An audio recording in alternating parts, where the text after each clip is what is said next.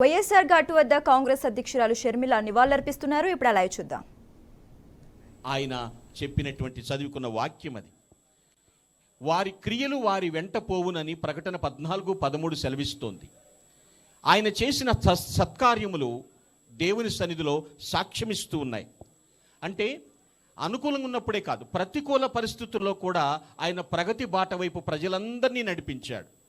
కొంతమంది అనుకుంటారు వారి కుటుంబమేనా, కాదు, అందరినీ కూడా ఆయన ప్రగతి బాటలో నడిపించినటువంటి వ్యక్తి. తపన ఉంది ఆయనకి. తప్పించిపోయేటువంటి వారు అసలు సిసలైన సత్కార్యం రక్షణ పొందారు. రక్షణ పొందిన తర్వాత ప్రతి ఒక్కరిని బంధకాల నుంచి విడిపించడానికి చివరి శ్వాస వరకు ప్రయత్నం చేస్తూనే ఆయన జీవించారు. సో నీతిమంతులకు విశ్రాంతిని గుర్చిన వాగ్దానం నెరవేరుతూ ఉంది. ఆయన మొదటి చేసిన ప్రయత్నం ఏమిటంటే యాక్ట్స్ ఆఫ్ గుడ్, సత్కార్యములు. ఎన్నో సత్క్రియలు చేశారు ఆయన. అందుకనే డేవిడ్ మెక్కేస్లాండ్ అనేటువంటి వ్యక్తి ఈ మాట చెప్తున్నాడు. ఏమంటాడంటే, a message from the dying it's only can give a message to the purpose అంటాడు. మరణించే వ్యక్తి ఇచ్చే సందేశం జీవించేటువంటి వారికి ఒక ఉద్దేశాన్ని ఇవ్వగలుగుదు, ఒక ఉద్దేశాన్ని ఇస్తుంది. ఆయన చేసిన సత్క్రియలు నేటికి మరువలేము కదా. అది వాక్యానుసారంగా ప్రతి ఒక్కటి ఆయన చేసుకుంటూ వెళ్ళారు. కాబట్టి నేను ఒక్కటి నమ్ముతున్నాను, ఆయన ఖచ్చితంగా నిత్య విశ్రాంతిలో ప్రవేశిస్తారు. రెండవ ప్రయత్నం ఏమిటి అంటే, ఆ మహానేతను జ్ఞాపకం చేసుకునేటప్పుడు 11వ వచనం ఇక్కడ ఉంటుంది. ఏమనుంటుందంటే, ఎవడునూ పడిపోకుండా ఆ విశ్రాంతిలో ప్రవేశించుటకు జాగ్రత్త. దేవునికి ఆయన అనుకూలంగా ఉన్నారు, దేవుని ప్రజలకు కూడా అనుకూలంగా ఉన్నారు. మొదటిది యాక్ట్స్ ఆఫ్ గుడ్ అయితే, రెండవది ఏంటంటే అమీనబిలిటీ, అనుకూలంగా వ్యవహరించారు. అంటే కేవలము తనకు తెలిసిన వారికి మాత్రమే కాదు, ఎటువంటి వారి విషయంలో అయినప్పటికీ వారు వయసులో చిన్న పెద్ద, తన మన అనే తేడా లేకుండా అందరికీ అనుకూలంగా వ్యవహరించారు. చిన్నపిల్లలతో మాట్లాడినప్పుడు చిన్న బిడ్డలాగా వారి దగ్గరికి వెళ్ళి వంగి ఏమిటి నీ బాధ అని అడిగి చెప్పినటువంటి అంత అనుకూలత. ఒక పబ్లిక్ మీటింగ్లో కూడా వెళుతున్నప్పుడు ఆయన అలా ఆ యొక్క గ్యాలరీ పట్టుకుని వెళుతున్నప్పుడు ఎక్కడో ఉన్న చిన్న బిడ్డను చూసి కూడా వెళ్ళి వంగి ఏమిటి ఇక్కడికి వచ్చావు ఏమిటి అని ఆ పిల్ల చేతిలో ఉన్న అప్లికేషన్ కూడా తీసుకున్నట్టు. అంత విధేయత, అంత అనుకూలత. ఇది ఎక్కడి నుండి వచ్చింది అంటే, ఆయన దేవుణ్ణి విశ్వసించారు, రక్షించబడ్డారు. కాబట్టి అంత అమ్యూనబిలిటీని మనం చూస్తున్నాం. చాలామంది చెప్తారు, what is your secret of your success అంటే ఆయన చెప్తున్నటువంటి మాట ఏమిటంటే, నేను అందరికీ అనుకూలంగా వ్యవహరించాను, తన మన తేడా చూడలేదు. అందుకని వాగ్దానం చేసినటువంటి ప్రకారము ఆయన అందరి మొరలు కూడా దేవుని బట్టి ఆయన విన్నాడు. కొన్ని ప్రతికూల పరిస్థితులు ఫేస్ చేశారు ఆయన లైఫ్లో. అయితే ప్రతి దినచర్య ఏమిటి అంటే, వాక్య పఠనం, ప్రార్థన చేయటం, ఫ్యామిలీతో గడిపినట్లుగానే ప్రజలతో కష్టసుఖాల్లో పాలు పంపులు పొందటం. ప్రభునందు పిల్లరా, ఏ మనిషి పరిపూర్ణుడు కాడు అని చెప్తాం, కానీ పరిపూర్ణత ప్రభువు మనకి ఇస్తాడు ఖచ్చితంగా. ఆయన ఎందున్న వారిని పరిపూర్ణులుగా చేస్తాడు. నీతిమంతులు ధన్యులు, వారిని జ్ఞాపకము చేసుకొనుట ఆశీర్వాదకరం. నీతిమంతుల్ని మరువరాలన్నా కూడా మరవలేము, వారు నిత్యము జ్ఞాపకంలో ఉంటారు వాళ్ళందరూ కూడా. ఆయనకు ఒక ధైర్యం ఉండేది. డాక్టర్ రాజశేఖర గారికి ఉండే ధైర్యం ఏమిటంటే, if we are ready to die, we are ready to live.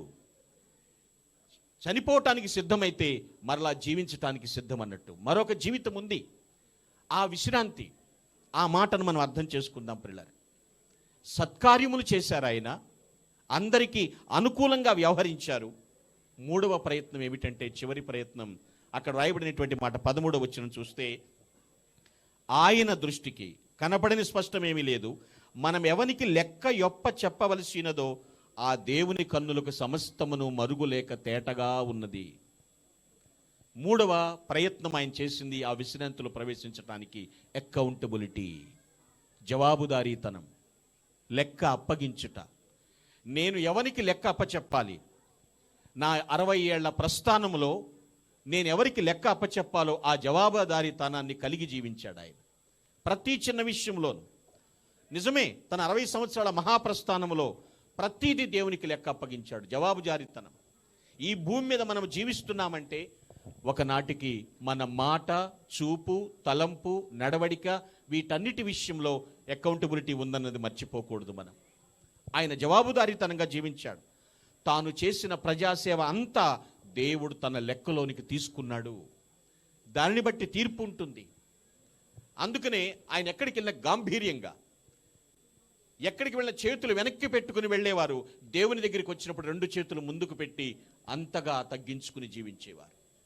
ప్రభువా, నా జీవితం, మీరిచ్చిన ఆయుష్కాలం నీకు నేను లెక్క అప్పగిస్తున్నాను అన్నంత విధేయత, ఆ జవాబుదారీతనం చాలా ఇంపార్టెంట్ అండి.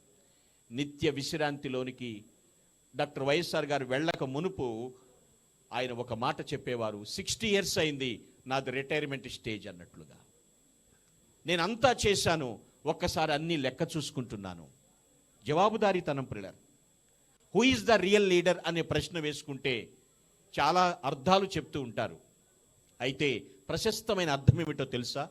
నాయకులను ఉత్పత్తి చేసేవాడే నిజమైన నాయకుడు. నాయకులను ఉత్పత్తి చేయటం కేవలము తన కుటుంబము నుండే కాదండి, అనేక మందిని నాయకులుగా తీర్చిదిద్దాడు. నాయకత్వపు లక్షణాలు ఇలా ఉంటాయని పుణికిపుచ్చుకుని చూపించాడు. ఆయనకి వాక్యము, దేవుని వాక్యము దిక్సూచిలాగా ఎప్పుడూ పనిచేసింది. మార్గదర్శిగా దీన్ని ఆయన యూజ్ చేశారు. ఎప్పటికీ కూడా విశ్వసించారు ఆయన పిల్లలు. ప్రజల బాధను తన బాధగా ఎంచుకున్నారు ఆయన. అందుకనే ఒక స్లోగన్, ఇన్ని సంవత్సరాలైనా మరిచిపోలేని స్లోగన్ ఏమిటో తెలుసా? పేద ప్రజల గుండె చప్పుడు డాక్టర్ వైఎస్ఆర్ అనే నినాదం, అది మారుమ్రోగిపోతూ ఉంది పిల్లరా. నేను గత 5 సంవత్సరాల క్రితం ఒక మాట చెప్పాను పిల్లరా. 2009లో డాక్టర్ వైఎస్ఆర్ గారు ప్రభు పిలుపుని అందుకుని వెళ్ళిన తర్వాత 2010 ఆ 1 సంవత్సర కాలం మధ్యంలో శ్రీకాకుళం నుంచి ఒక తండ్రి తన బిడ్డను తీసుకుని ఈ స్థలానికి తీసుకొచ్చాడు. సాష్టాంగపడి నమస్కారం చేయి అంటున్నాడు. నేను అక్కడ నిలబడి ఉన్నాను. ఎక్కడి నుండి వచ్చారు అని అడిగితే మాది శ్రీకాకుళం జిల్లా అన్నాడు. ఆహా, ఏంటి చేస్తున్నారు మీరంటే, ఈ బిడ్డను బ్రతికించింది డాక్టర్ వైఎస్ఆర్ గారండి. ఇది నేను 6వసారి వచ్చాను ఈ సంవత్సరంలో. 7 సార్లు వస్తాను అనుకున్నాను, మరలా 7వసారి కూడా వస్తాను అని చెప్పాడు ఆయన. అంటే మరిచిపో అని ఎవరు చెప్పినా కూడా ఆయన మరుపలేని, మరపు రాని మహానేత. ఆయన భక్తి చేశాడు, ఆయన వాక్య ధ్యానం చేశారు. ప్రార్థన లేకుండా బయటికి వెళ్ళేవారు కాదు. ఫ్యామిలీ ఫెలోషిప్ చేసేవారు. కుటుంబంతో క్వైట్ టైం, ఏకాంత సమయం పాటించేవారు. ధ్యానం చేసేవారు. ఎవరు ఏ చిన్న వ్యక్తి వచ్చినా సరే, నేను దేవునికి లెక్కప్ప చెప్పాలి, ఈ వ్యక్తి నా దగ్గరికి వచ్చాడు కాబట్టి ఈ వ్యక్తికి నేను ఏదన్నా చేయాలనేటువంటి మహా మంచి మనస్సున్నటువంటి నాయకుడుగా. అకౌంటబిలిటీ ఉందండి ఆయన దగ్గర. అందుకనే ప్రతివాడు దేవునికి లెక్క అప్ప చెప్పవలసి ఉన్నది. ప్రభువునకు చెందిన విశ్వాసి ప్రభుకే లెక్క అప్పచెప్పాలి. ఈ మాట యొక్క ఉద్దేశం అదే పిల్లలు.